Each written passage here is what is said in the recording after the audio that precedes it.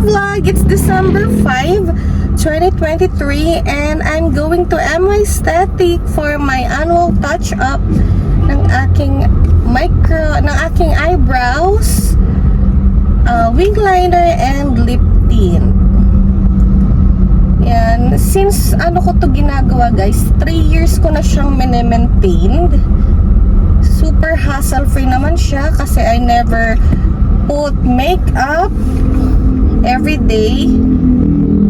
I never bring makeup kits, especially when on travels. Yan, I walk up like this. So, i-maintain ko lang siya. Annual touch-up siya. As you can see, okay pa naman ang brows ko. Okay pa naman yung wing liner and lipstick. But since busy na ako by next week, asikasuhin ko na siya ngayon.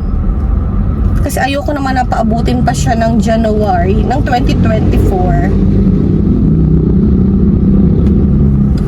Yung wing liner ko, wala pa siyang 1 year. So, I think 4 months lang to or 3 months or 6 months.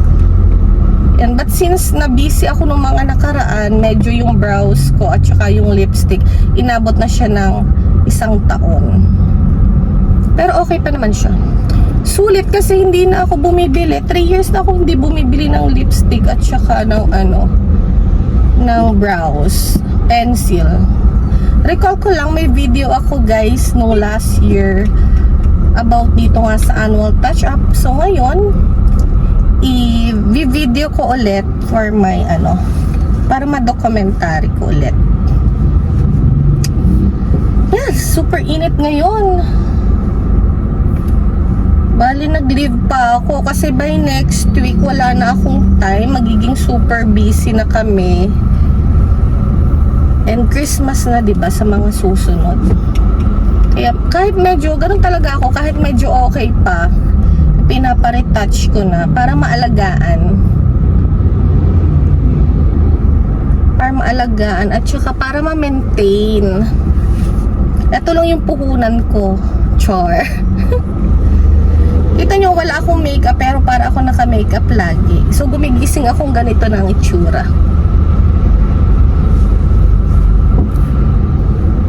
Ang traffic naman dito sa Batangas. I'll see you my friend Cici. Si Candy Torres nga palang gumagawa sa akin ng MY Static. Budget friendly lang yung mga prices niya doon and super affordable. At maganda, magaling. Sikat siya dito sa Batangas. And may branch na siya sa Lipa. Ayan. Sa ngayon, on the way na ako.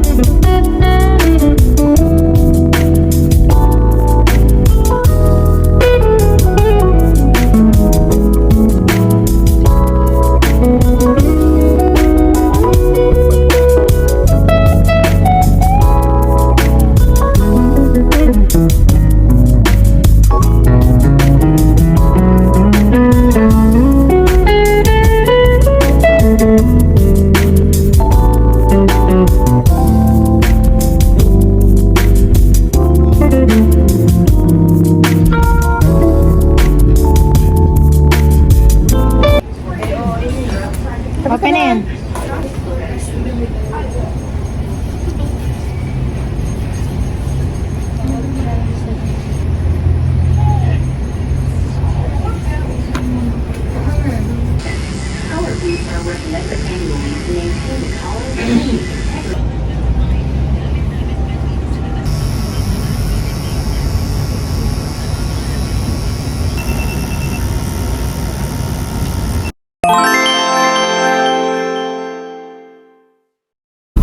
Hi vlog. Bali, pauwi na ako. Ngayon lang natapos yung procedure, exactly 5 PM. Nung pumunta ako doon 11, so 7 hours yung procedure na ginawa kasi naman 3. tatlong procedure. Ayan, hindi ako masyadong makaimik kasi feeling ko manhid pa, gawa ng anesthesia. So, I'm driving way home. Sobrang manhid pa ng lips, gawa ng naming cream. So, ito na ang kinalabasan. I woke up like this.